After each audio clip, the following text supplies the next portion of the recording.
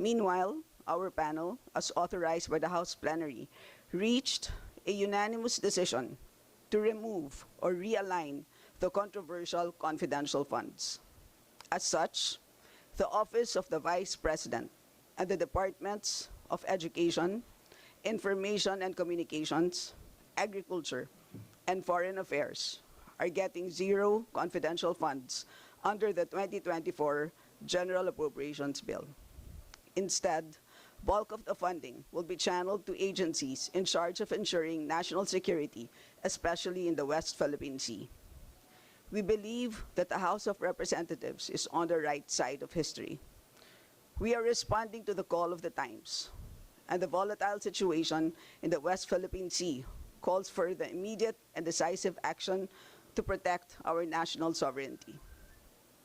Based on the panel's recommendation, a total of 1.23 billion pesos in confidential funds were realigned to the following frontline agencies in charge of monitoring and protecting the country's territorial rights in the West Philippine Sea as follows: 300 million pesos for the National Intelligence Coordinating Agency, 100 million pesos for the NSC, 200 million pesos to the Philippine Coast Guard for intelligence activities and ammunition, 381.8 million pesos to the Department of Transportation for airport development and expansion of Pag-asa Island Airport. This is only part of the 3 billion pesos total allocation for the said airport.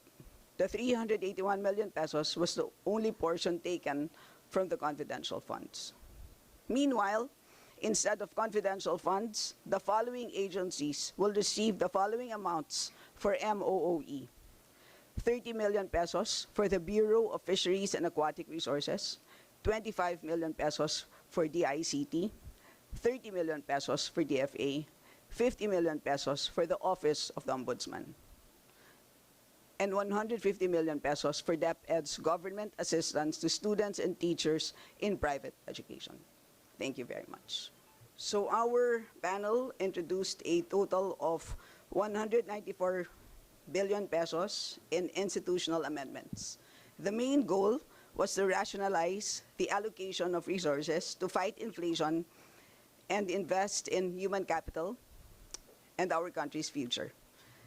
To enhance food production and combat inflation, especially the high cost of rice, the small committee made the following changes to the 2024 proposed budget: 20 billion to DA for the rice subsidy program to help sell rice at subsidized prices, 40 billion pesos to the National Irrigation Administration to install solar-driven irrigation pumps and subsidize communal irrigation, 2 billion pesos to the Philippine Coconut Authority for massive planting and replanting of seedlings, 1.5 billion pesos for vaccines against the African swine fever, 1 billion pesos to the Philippine Fisheries Development Authority to construct fishery and post-harvest facilities in Palawan and the Kalayaan Group of Islands.